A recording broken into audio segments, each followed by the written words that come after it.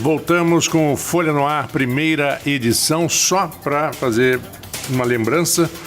Pelo Facebook você pode acompanhar, Folha FM 98,3 é a nossa página e o nosso site www.folhafm98.com.br.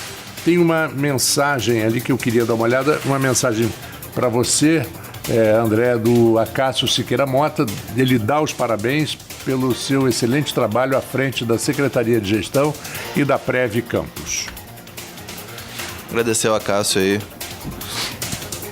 Vamos lá, André, a prestação de contas de Campos, né, você já falou sobre ela aqui, foi aprovada, mas como acontece na maioria das contas, acontecem algumas ressalvas, anotações, destaques, enfim. Entre essas ressalvas, tem um déficit de 29 milhões no Fundo de Previdência Municipal. Queria que você explicasse para os nossos ouvintes o que é esse déficit, como que já está sendo feito para sanar esse problema apontado pelo Tribunal de Contas, destacando que ainda assim foram aprovadas a prestação de contas de 2017. Arnaldo, em relação a essa ressalva aí, quando a gente assumiu lá a prefeitura, né, a prefeitura tinha um débito com Prev Campos de 180 milhões. Olha só que história controversa. Como é que você tem, né, uma pessoa que te deve 180 milhões e você no final do ano de 2016 repassa para essa pessoa mais de 400 milhões? Então, mesmo a prefeitura sendo devedora, o Prev Campos no final de 2016 passou para a prefeitura mais de 400 milhões. Então, esse débito continuou. E o governo do Rafael fez um parcelamento em 200 parcelas desse débito de 180 milhões. Aí entrou juro, correção, dá parcelas de em torno de 2 milhões por mês. A nossa folha de pagamento hoje dos aposentados e pensionistas está em torno de 14 milhões. A receita, né, que é aquilo que é descontado do servidor da ativa, mais o patronal, está dando em torno de 9 milhões. Então, existe um déficit dessa folha de quase 5 milhões hoje. Então, Rafael começou a fazer um pagamento dessas parcelas de 2 milhões e chegou um momento que ele teve que pagar 2 parcelas e meia, para conseguir pagar a folha em dia dos aposentados e pensionistas. Isso daí ele acabou adiantando esse parcelamento até maio de 2019. Em relação a essa ressalva aí, a gente detectou que foi a questão de contabilização do que a gente chama de CAD-Prev, que foi esse reparcelamento. A questão de contabilização da contabilidade da Prev Campos, informar lá que foi feito todos esses repasses. Então isso já foi sanado já, tanto é que as contas foram aprovadas. Agora, André, a gente chegou a entrar no segundo bloco lá, Arnaldo ensejou bem aí a discussão da reforma da Previdência, afinal interessa a todos os brasileiros, sobretudo aquele com perspectiva de aposentadoria, né? E a gente acabou voltando aqui para Campos. Queria que você terminasse sua análise sobre a reforma da Previdência, proposta pelo ministro Paulo Guedes. O que você vê? Ontem o governo teve mais uma derrota, né, na CCJ, do orçamento, né, de bancada. Quer dizer, o próprio PSL votou contra o governo ontem, não sei se vocês ficaram sabendo. Quer dizer, o governo coleciona sucessivas derrotas no Congresso, em votação de Congresso, agora nesse começo do governo. Qual a importância dessa reforma? O que você acha que ela vai... Quanto dela você acha que vai ser aprovada e quanto deveria ser aprovada? Luiz, na verdade o governo, nem o próprio governo defende a reforma da Previdência, né? Primeira reunião na CCJ, foi um massacre da oposição e ninguém do governo para se inscrever para defender a reforma da Previdência. Tchutchuca e Tigrão. Então, por ali você já vê a dificuldade que o governo tem de aprovar essa reforma, que é uma reforma lá Paulo Guedes e que não foi discutida com a base. Tem sim a necessidade de fazer a reforma, né, mas é uma reforma que não vai mexer com o mais necessitado, com aquele que hoje, no momento que mais precisa, né, tá ali podendo receber menos de um salário mínimo. Então, é inconcebível a gente mexer em benefício, a pessoa ganhar menos que um salário mínimo. Então, a gente, com certeza, vai passar a questão de aumento de alíquota, tanto de servidor como de patronal, isso daí... Aumento da idade mínima. Idade mínima, isso daí são coisas que vai passar. A gente, querendo ou não, são coisas que vai passar. Que é questão de se fazer conta. Então, Delfim que fala muito isso, não é questão de desejo, é de aritmética. Né? É de aritmética. Então, é o que eu sempre falo, a gente tem que fazer um escalonamento de cobrar menos daquele que ganha menos e de cobrar mais daquele que ganha mais. Então, a grande massa tem passado muitas dificuldades, ela não pode mais ser penalizada por déficit de governo. Então, a gente espera que no final dessa reforma saia uma reforma justa para as pessoas. Agora, a gente está chegando no último bloco do programa, quer dizer, você falou, acho que não sei se foi no primeiro ou no segundo, acho que foi no primeiro bloco, ou no segundo, que você, na sua maneira de entender, o eleitor está começando a ver, fazendo a distinção do governo de austeridade pela necessidade, né? Pegou uma prefeitura com dificuldade financeira, você citou várias delas aí, legadas pelo governo Rosinha. Mas você acha assim, mesmo que... Eu não discuto, faço juízo de valor sobre o que foi feito. Mas se o eleitor ele tem essa compreensão, ele vai ter essa compreensão na urna. Marco citou obra para baixo da terra, que é no jargão, saneamento. Você pegar uma máquina com muito problema e você sanear ela financeiramente, isso também não é meio tipo como obra de saneamento, isso não é uma coisa assim, é importante, fundamental, mas não é muito visto pelo eleitor? Você acha que isso na hora certa vai aparecer? Eu acho que na hora certa isso vai aparecer. Isso daí é o que a gente estava falando aqui. Você falou em obra de saneamento, eu também falei num legado de transparência. Tem muita gente que fala, transparência, as pessoas... Não... Eu acho assim, hoje as pessoas estão começando a se interessar na questão da transparência. Mas lá atrás, o político lá atrás não fazia esse investimento em questão de transparência porque ele achava que não seria visto com bons olhos pelas pessoas na parte eleitoral. Já disse eu que disse, transparência demais... Não, já disse o delúbio. Transparência demais atrapalha? Não, é burrice. Transparência demais é burrice. Então, mas... Eu não sei se foi o delúbio, já disse eu, mas foi alguém do PT ali. Mas... Na minha visão hoje, as pessoas hoje... É um novo momento, as pessoas hoje estão altamente conectadas. Então, todo mundo hoje vê a notícia que...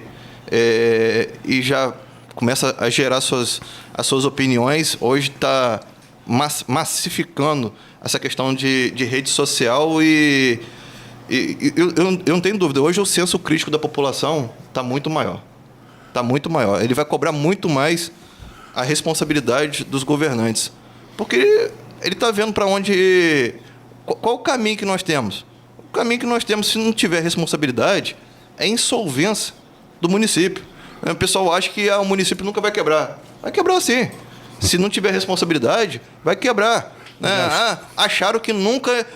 de qualquer jeito, o governante tem que pagar o salário. Vai falar isso para os servidores do Estado. Vai falar isso. Eu tenho pessoas da minha família que hoje estão com o salário em dia, mas elas perderam 2 a 3 salários mínimos. Em juros, os caras tiveram que pagar de empréstimo. Então, foi uma situação lamentável. Então, só te lembrar aqui, André, professor Dom Henrique, doutorado lá fora, que teve que recorrer à cesta básica, doação, para poder comer no final do mês. Então, as pessoas... Aqui, isso 2 anos. Falta, as pessoas têm que... você não respeitar a dignidade do profissional. Mas, o que eu quero dizer que a André está colocando é que a coisa estoura mesmo, ela aparece. A coisa estoura mesmo. E o que acontece, eu queria até voltar aqui ao governo do Estado, foi feito um regime de recuperação fiscal. Sim. Se parou de se pagar a dívida do Estado, que vai ter que voltar a ser paga 3 anos depois. Então, ano que vem vai ter que voltar a ser paga. Então... A discussão do SEDAI também, que está emperrando ali um pouco, né? Então, são questões que, se o governante não chegar nesse momento e agir com responsabilidade, vai chegar uma hora que não tem mais como rolar bola de neve, não. Uma hora essa bola vai estourar e vai penalizar como penalizou aos servidores do Estado. Então, isso eu não desejo aqui para o meu município, não desejo por meus colegas servidores. Eu, como servidor, eu vou trabalhar sempre pela responsabilidade com o recurso público, principalmente com o recurso do Previcampus, que é o recurso que tá ali a garantia do futuro do servidor. André, você como um profissional, servidor, mas um profissional na prefeitura, técnico, que conhece da parte de gestão, você não acha que essas picuinhas políticas do governo que sai para o governo que entra acabam atrapalhando demais o andar da carruagem normal, né? Outro dia, a Luísa citou o caso do Palácio da Cultura. Isso há muitos anos atrás, lá no final dos anos 70, o governo que entrou não queria terminar porque foi o governo anterior que começou. Obra do governo Rockefeller, né? Exato. Então, essas coisas não são... O ideal, quer dizer, no mundo perfeito, não seria todo mundo se conscientizar de que tem certas coisas que não tem lado partidário, que a cidade é em primeiro lugar? O ideal era isso. Eu sempre, quando eu perdia a eleição, eu respeitava o lado que ganhou, deixava ele governar. Mas, infelizmente, tem pessoas que não aceitam isso, né? Querem o quanto pior, melhor. Eu vou voltar ao exemplo do Prev Campos, né? Eu tô fazendo um projeto lá, que até o final do ano, se Deus quiser, eu vou terminar esse projeto. Eu quero deixar um legado lá para que nunca aconteça o que aconteceu, né? Eu quero deixar lá em lei que governo nenhum possa, no seu último ano de governo, fazer transferências como foram feitas lá. Então, aquilo ali atrapalhou demais a atual gestão. Atrapalhou demais. A gente tem que aportar todo mês lá recursos da cidade para complementar a folha dos aposentados. Então, se não tivesse feito aquela retirada, volto eu a dizer, depois da eleição, depois de perder a eleição, retiraram 250 milhões de lá para esses investimentos e quase 400 para a prefeitura. Então, se não tivesse acontecido isso, então o fundo hoje estava lá autossustentável e não precisava a prefeitura aportar recurso lá. Essas situações são situações que não podem acontecer. Então, a gente tem que deixar um legado para que, inclusive amarrando em lei, que governo nenhum lá na frente volta a fazer um tipo de atitude dessa, que foi uma atitude altamente pensada em quê? Em atrapalhar. Vou pegar todo o recurso e vou jogar para... Tapar o buraco, né? Tapar o buraco deles e o restante, vou deixar para resgatar em 2021. Achando que... Alternativo tapar buraco, é óbvio, né? Então, e não tem outra forma de impedir a não ser na lei. Na lei. Porque se deixar caminho aberto... Agora, André, vai ser feito. Você falou aí sobre legado, né? A gente já está caminhando já para o final da entrevista. Talvez 2 anos e quase 2 anos e meio na atual gestão. Você está desde o começo na Secretaria de Gestão e ao mesmo tempo, paralelamente, como presidente do Prev Campus. Por falar em legado, você já pode apontar alguns que você classificaria como sua marca à frente desse importante instituto aí do servidor? Arnaldo, existiam alguns projetos que a gente fez lá. Eu queria destacar aqui que é o Clube de Desconto do Servidor. Acho que não é uma novidade, né, mas faltava vontade de alguém chegar e fazer. Eu fiz uma parceria com diversas instituições do município e queria citar aqui a área da educação, por exemplo. Muito me satisfaz saber que hoje mais de 150 servidores ou dependentes de servidores estão podendo fazer uma graduação pagando aí com desconto de 70%, porque as faculdades aderiram ao clube de desconto, deram um desconto que chega até 70%, então tem mensalidade aí custando R$450. Então, isso me deixa muito feliz em saber que o servidor está tendo essa oportunidade, coisa que não teria, às vezes, pagar R$1.300 numa faculdade. Também tem a questão dos colégios particulares, farmácia. Tem várias empresas que estão aderindo. A qualquer momento, assim, a gente está muito próximo de fechar com operadores de plano de saúde, também que vai ofertar com metade do valor do que hoje eu faria um plano individual. Então, a gente vai tentar fazer por um coletivo por adesão aí, com 50% de desconto. Então, nesses momentos de dificuldade, a gente teve que usar dessa criatividade para fazer com que o recurso do servidor possa render no final do mês. Fazendo uma análise aqui, então ele pode render, deixar de pagar R$1.300 na faculdade e pagar R$450, então vai estar sobrando um pouco mais do seu salário para ele investir em outra coisa ou lá fazer lazer. Então, esse é um projeto importante.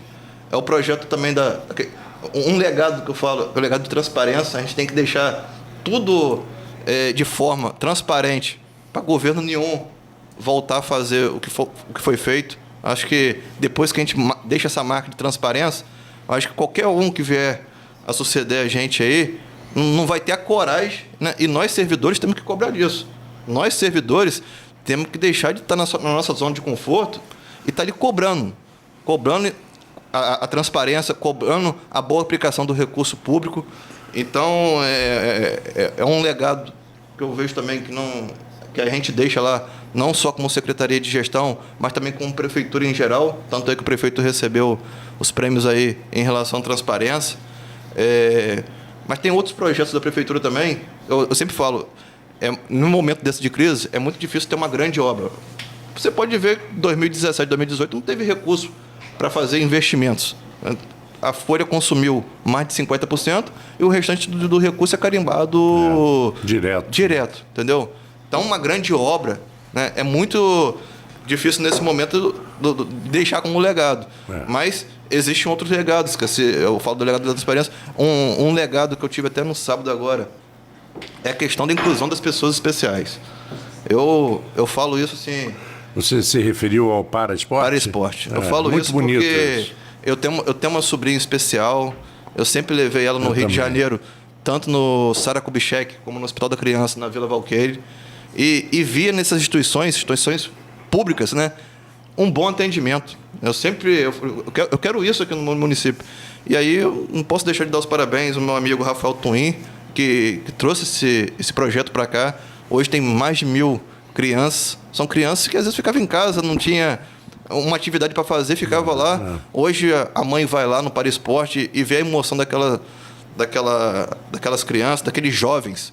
Tinham jovens ali que tiveram a oportunidade não só de fazer uma atividade, mas também de se aperfeiçoar naquilo e de representar não só Campos, mas o nosso país na Olimpíada Especial. Então, ali é um legado que esse governo vai deixar, né, de olhar com tão pouco recurso. Ali foi investimento em quem? Em material humano. Então, em pessoas, de deixar... E trazer experiências das outras, né? Exatamente. Isso. Então... Eu tive a oportunidade de trabalhar na Globosat na cobertura da Olimpíada e depois na Paralimpíada. É emocionante. É uma coisa que não dá para descrever. Só você estando ali é que você sente aquele nó na garganta e tal. É incrível, incrível. Eu tive um relato de uma pessoa lá que me deixou... Eu queria passar aqui, mas me deixou muito emocionado. Um jovem, né, que foi até nas Olimpíadas em Abu Dhabi, ele falando que ele se sentia excluído, ele não fazia as coisas que os outros faziam, ninguém chamava ele para participar junto, e que talvez ele nem se sentisse gente. Esse foi um relato dele. E que hoje, ele, com esse projeto, ele passou a se sentir gente, ele passou a se sentir útil, e que hoje não só ele se sentia gente, mas como ele se sentia o segundo melhor do mundo, porque ele ficou em segundo lugar lá na competição dele. Então, isso não tem preço. Isso não tem preço. Então, é um legado que ninguém vai tirar e que a gente espera que os próximos que vierem aí sigam com esses projetos, né, que são projetos que dá cidadania, que cuida das pessoas. André, parabéns. Não, eu só queria fazer uma última pergunta, se me permite, Marco. Como o Marco colocou, Arnaldo também, você é um quadro técnico do governo. Você tem uma experiência política também, você foi presidente do PT, não está mais no PT, mas foi presidente do PT. Como é que você projeta essa eleição municipal de 2020? Quem que você... A gente falamos aqui no começo, antes de começar a entrevista, das idas e voltas dos Viana ali, pai e filho, mas a Caio parece que é candidato. Você tem claramente Rafael, candidato. Vladimir fala em projeto e tal, mas também claramente está trabalhando como candidato. Você tem aí, correndo por fora, além de Caio, você tem Juviana, Rodrigo Bacelar, que também foi falado aqui, Juviana, deputado estadual. Como é que você vê esse cenário? O que você projeta para 2020 nessa disputa? Assim, eu acho legítimo qualquer um desses pré-candidatos a virem candidatos a prefeito.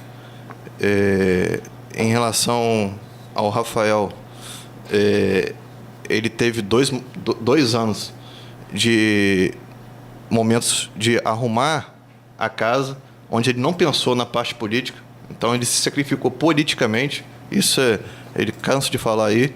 É verdade. E agora, com a casa arrumada, ele pode fazer um avanço na parte política, tanto é que houve Marcar um hábito. essa questão do marcando o hábito, que você vê que de forma assim, uma rapidez, principalmente agora específico da saúde, né, das pessoas teve essa nova sensação e que as coisas vão funcionar.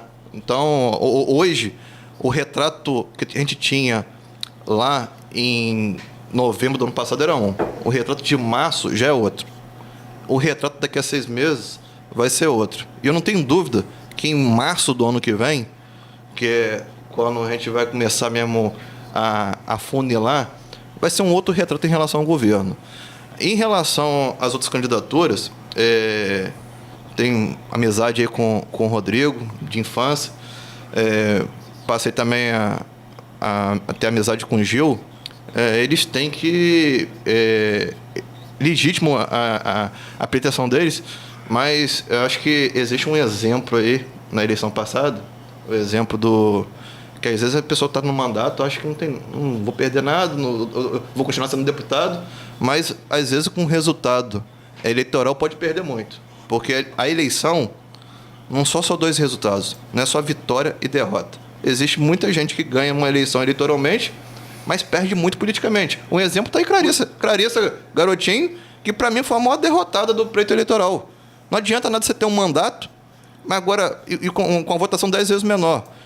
Como tem gente que não ganhou eleitoralmente e que são muito vitoriosos politicamente. Pudim, em 2016, era deputado estadual, teve o apoio de Arnaldo, teve uma votação muito ruim e não se reelegeu deputado. Não se reelegeu deputado. O reflexo daquela eleição dele de prefeito, onde ele teve lá, se eu não me engano... Ele foi em 4º ou 5º? Acho que chegou a 5 mil. Foi o quinto. Quinto, né? Não chegou a 5 mil votos, eu acho. Aí, o reflexo daquela eleição acabou refletindo na reeleição dele de deputado, comprometeu. Então, eu tenho certeza que as pessoas vão fazer essas reflexões.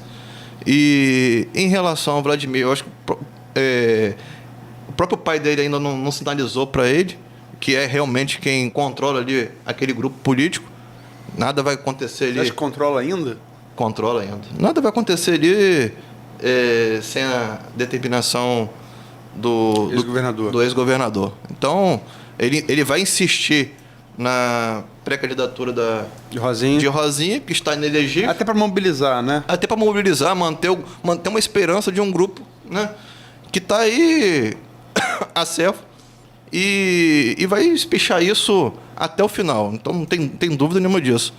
E em relação à questão de uma terceira via, a gente que trabalha na política, na verdade, todo o resultado da eleição é o resultado de um trabalho.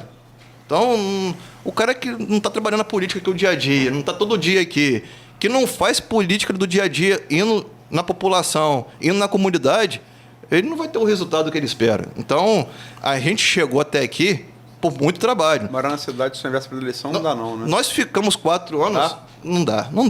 Você acompanha, Luiz, nós ficamos 4 anos na oposição ao governo de Rosinha, né? E o resultado da eleição foi de acordo com esse trabalho nosso. Agora, quem não fez nenhum trabalho em relação à gestão passada, querer vir candidato só na hora da eleição para sentar na janela. Não, a população reconhece quem? Sabe, reconhece claro. Quem trabalha. Quem realmente estava lá lutando pelo servidor. Mas está na janela só de tarde, né? Só de tarde. Manhã só é forte. Então assim, a eleição vai ser fruto do trabalho das pessoas, né? Quem trabalhar corretamente, quem trabalhar muito, vai conseguir o êxito. Quem não trabalhar, bicho, não vai chegar a lugar nenhum. Arnaldo. André, tive aí sua análise política, até porque, como eu falei mais cedo, já fui presidente de partido, mas vou voltar ao secretário de gestão, um assunto que eu já recebi até mensagem do WhatsApp aqui e estava deixando realmente para o final. Maio, a database servidor e sindicatos já se articulam para fazer suas cobranças, servidores já estão apreensivos quanto a essa questão. Eu gostaria de saber de você se existe a perspectiva, algum cálculo para reajuste de servidor nesse ano da Prefeitura de Campos. Arnaldo, eu já até recebi já um ofício lá. Na verdade, quem recebeu foi até o gabinete do prefeito, veio endereçado para ele e passou para mim sobre algumas reivindicações do sindicato. E o prefeito vai se reunir com os diretores do sindicato para definir isso daí. Creio eu que mais tardar até a semana que vem a gente tem uma definição sobre isso aí. Então está em conversa ainda. Tá em conversa, sim.